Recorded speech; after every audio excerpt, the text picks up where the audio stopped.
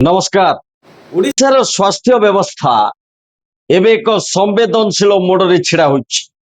गोटे पटे निजर 10 दफा दाबी को नहीं आंदोलन रे बसिछन्ति सरकारी डाक्तर, अन्यपटे सरकार दरमा बंद एवं चुक्ति भित्तिक डाक्तर नियुक्ति रद्द करने भली कठोर पदक्षेप घोषणा कर। प्रश्न होछि यह समाधान रास्ता ना संघर्ष को आउरी तीव्र करिवार उपाय।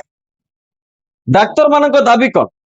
सेमान कहते केंद्रीय वेतन गठन अनुजाई योग्यता तारीख डायनामिक आश्योर्ड कैरियर प्रोग्रेशन बा डीएसीपी लागू करा जाए। समस्त ग्रेड रे आनुपातिक कैडर पुनर्गठन हो, सुपर स्पेशलिस्ट, स्पेशलिस्ट, डिप्लोमाधारी डाक्तर और प्रशासकों प्रोत्साहन बढ़ा जाए। मृतदेह व्यवच्छेद भत्ता सह 10 दफा दाबी पूरण करा जाए। दर्शक बंधु, डाक्तर मानक कहवा कथा सरकार अंततः 3 ରୁ 4ଟି प्रमुख दाबी तुरंत पूरण कले आलोचना आग को बढ़ी पारे, किंतु सरकार आलोचना बदल रे कठोर सतर्क बाणीर पथ बाछि। एठी एक बड़ प्रश्न उठुछि। नुआ बीजेपी सरकार अनेक प्रसंग रे आलोचना और समाधान रे कथा कहउछन्ति, किंतु डाक्तर को क्षेत्र रे प्रथमे कठोर आभिमुख्य काहेकि? जो मृत्यु उपरे साधारण लोकों को जीवन निर्भर करे सेठारे आलोचना को प्राथमिकता देवा अधिक उचित ना नुहे? निश्चय स्वास्थ्य सेवा बंद हेले सबुठु बड़ क्षति साधारण रोगी हुए। जरूरी चिकित्सा ग्रामांचल हस्पिटाल गरीब रोगी समस्त यार प्रभाव भोगत। तेणु डाक्तर मानकर मध्य नैतिक दायित्व रही जे रोगी जीवन विपद रे न पड़े।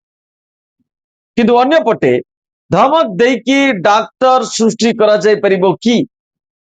जदि चुक्ति भित्तिक डाक्तर को टर्मिनेट करा जाए तेबे सेमानक स्थान रे राताराती नुआ डाक्तर क्योंठु आसिबे? यार उत्तर सरकार को पाखरे अछि तो?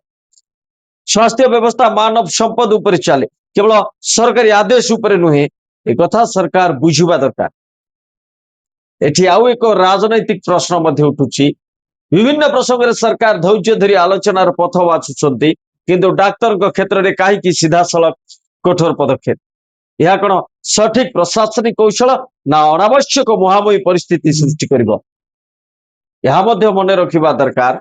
सरकार और ओमशाह संघ मध्य चलीथिबा विवादर सबुठु बड़ शिकार होउछन्ति साधारण रोगी।